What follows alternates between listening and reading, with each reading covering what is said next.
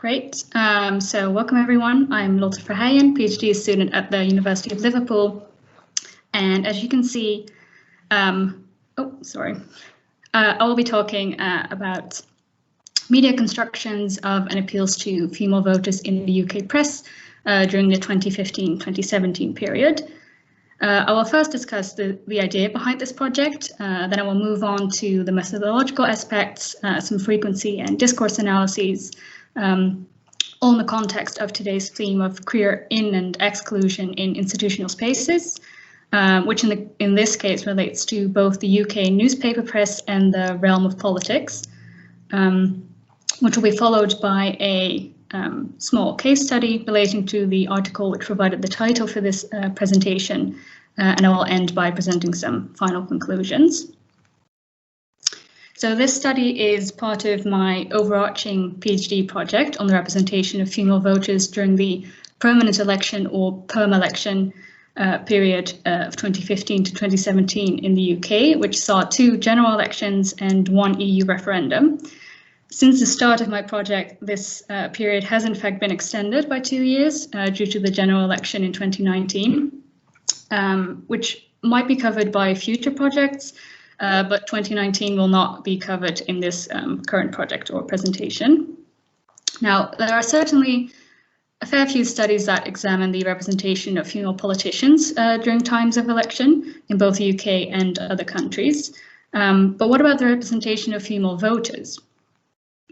This is especially pertinent since women and female voters have been put front and center in a myriad of ways in the media and politics during this period, with, for example, women's marches happening all over the world,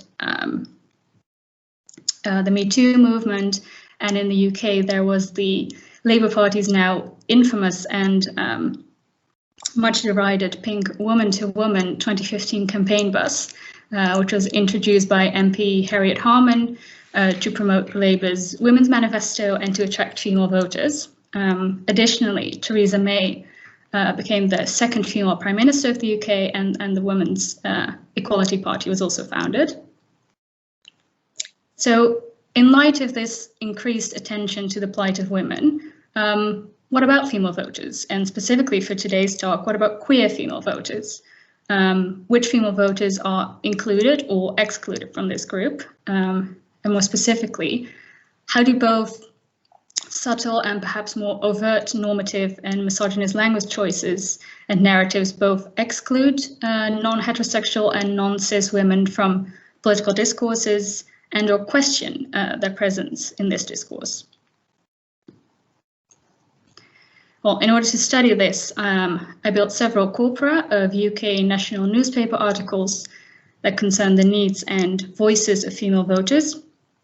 I employ both corpus linguistics and CDA methods to analyze this representation, and well, this combination of methods allows for more in-depth qualitative and extra-linguistic analyses, as well as engagement with intersectionality and queer theory.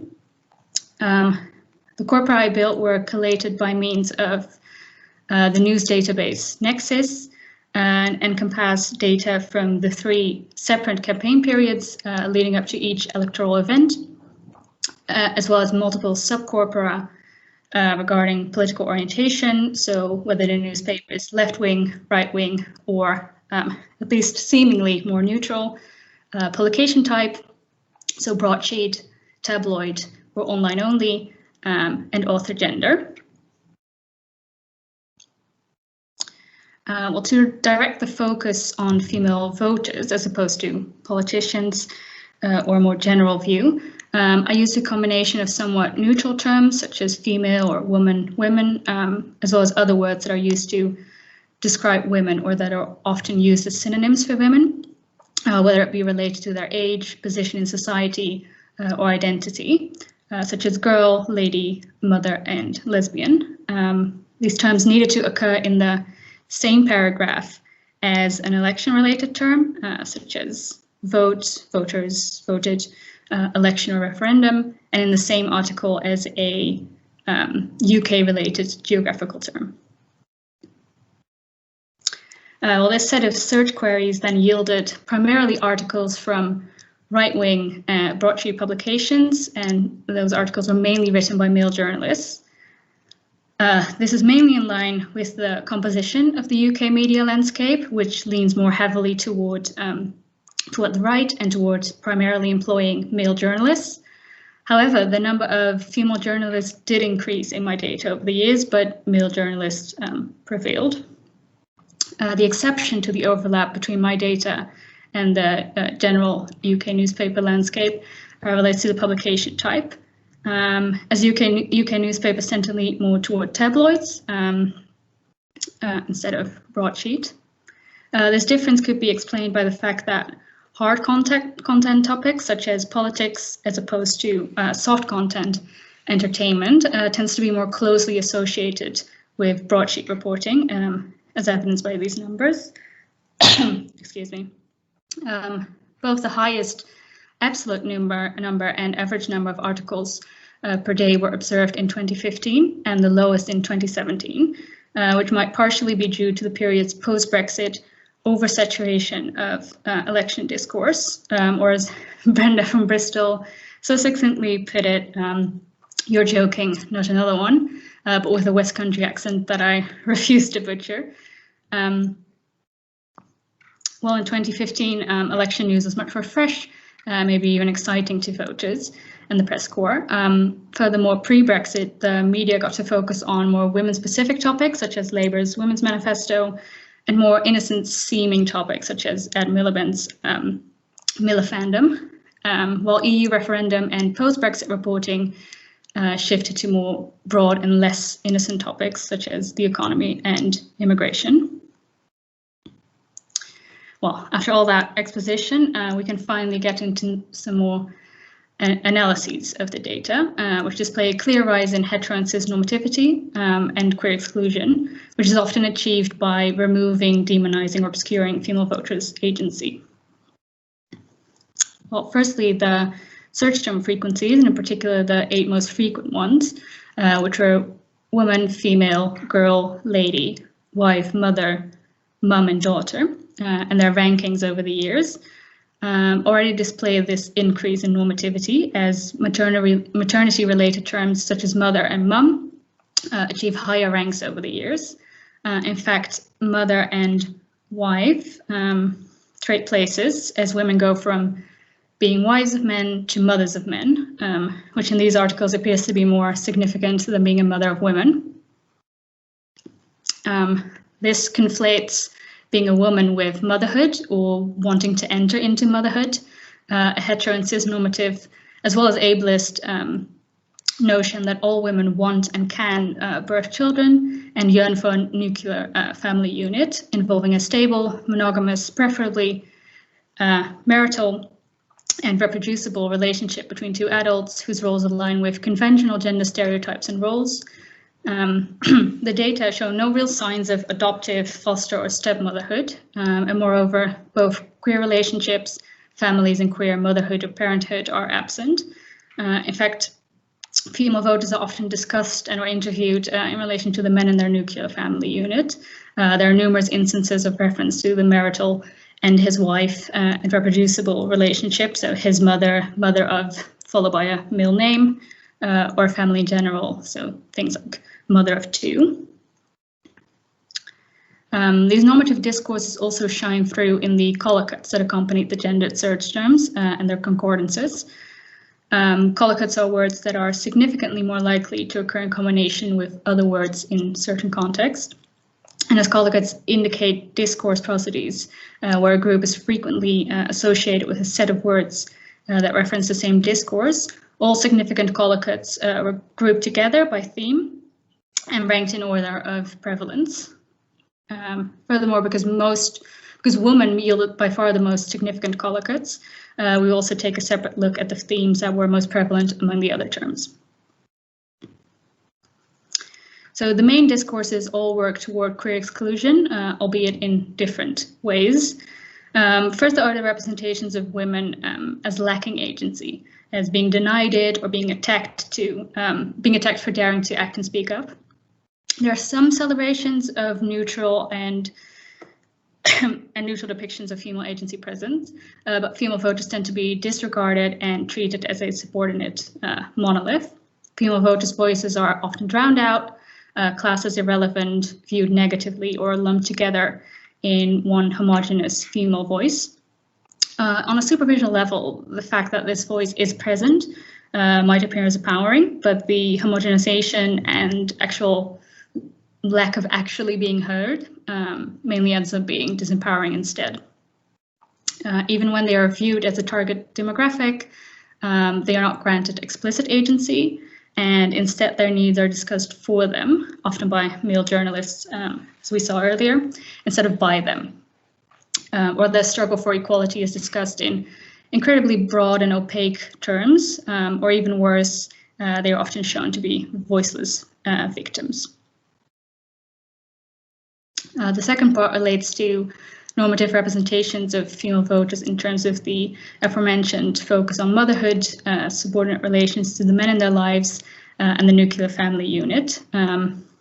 Female voters tend to come second to the opinions of the men in their family.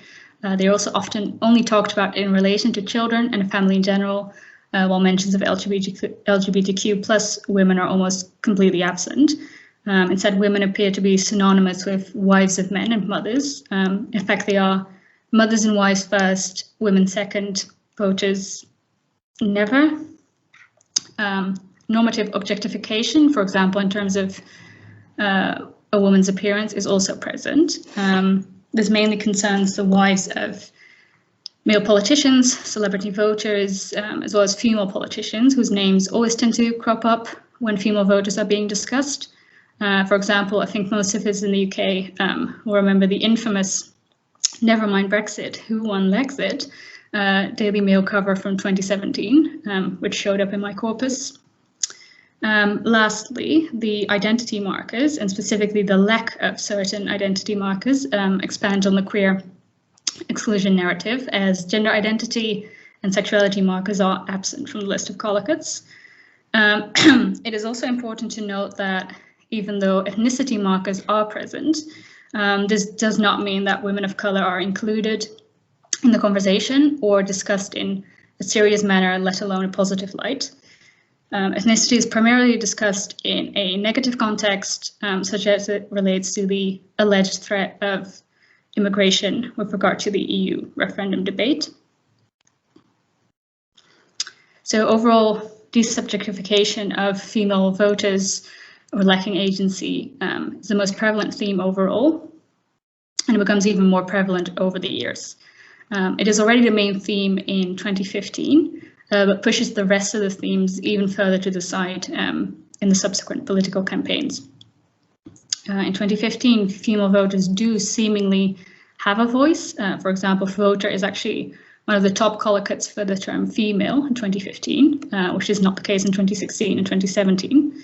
In fact, in those latter years, women are more talked about rather than given a voice, and they're also judged on their appearance. And in addition to this developing desubjectification, there's also a shift present within this discourse. More specifically, between 2016 and 2017, there is a post-Brexit shift present from a somewhat vague focus on underrepresentation of female voters. Underrepresented is, in fact, the top collocate for the term women in 2016, to a focus on an even more vague sense of equality or lack of equality. The terms representation, equality are being thrown around a lot, but they are not analyzed in depth in any way.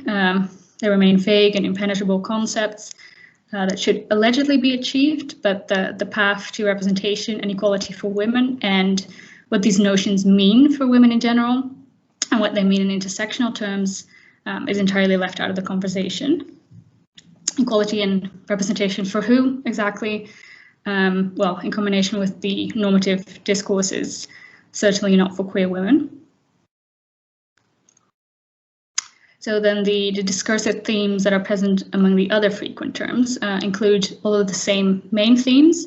However, the collocates relating to normative relationships, family and maternity, as well as age-related collocates, are more prevalent with these terms.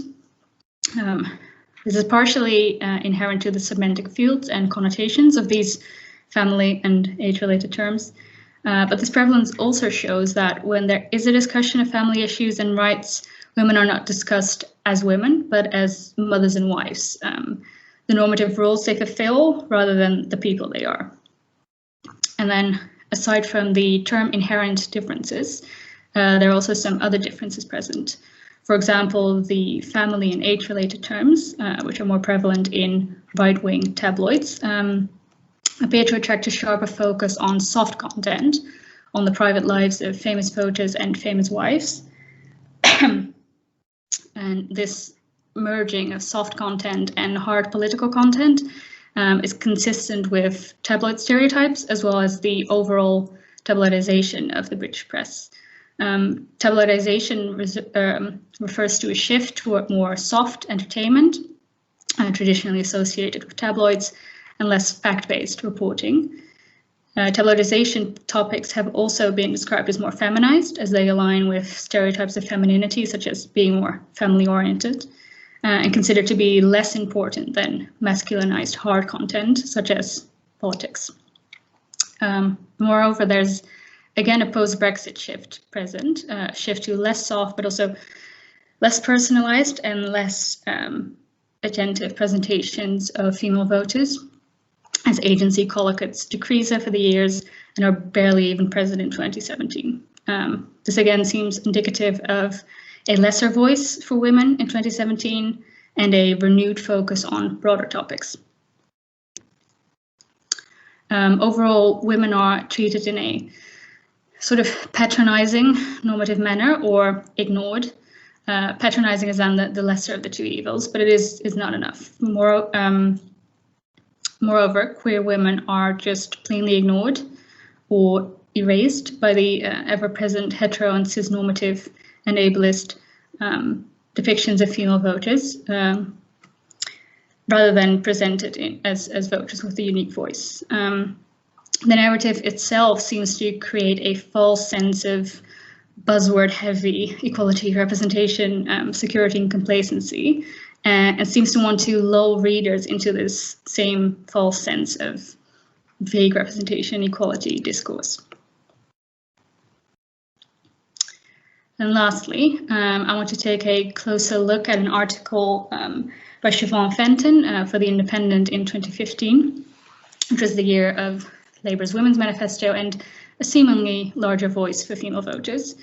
This article also provided the title for this presentation and embodies almost all of the main normativity, deficient agency, and queer exclusion themes discussed during this presentation. The author positions herself as a female voter and discusses how political parties try to, or actually fail to, appeal to female voters. She points out the patronizing tone and normative focus of Labour's campaign and how it is reported in the media, whilst applying a very hetero and cis-normative, as well as ableist focus herself, thereby illustrating the homogenization and lack of intersectionality in the media and party programs she herself laments. She writes about Labour's Women's Manifesto and how it was presented, as she criticizes the notion of a women's vote or women's voice and of women being a monolith. But she goes on to conflate women with people who have periods, excluding whole swaths of both trans, cis, and non-binary or gender fluid women.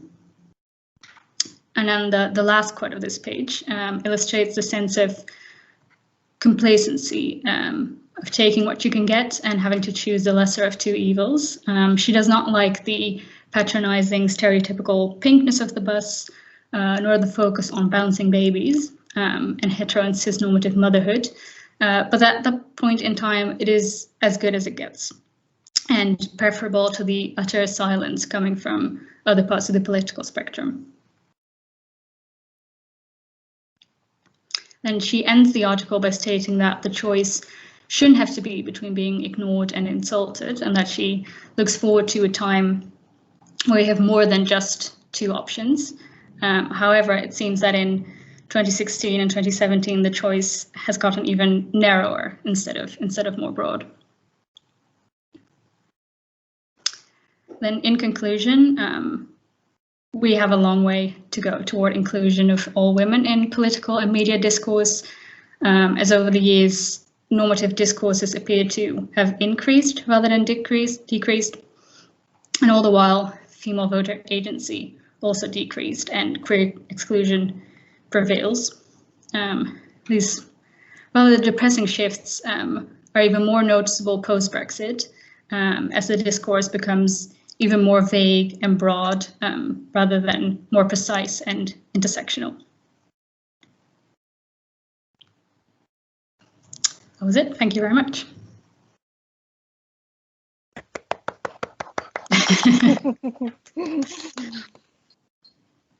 Thank you, Lotte. That was fantastic. Fraser, shall I take over for the Q&A? Yes, please. Yes. Jay will run the Q&A and I'll wrap things up at the very end. Yes, thank you, last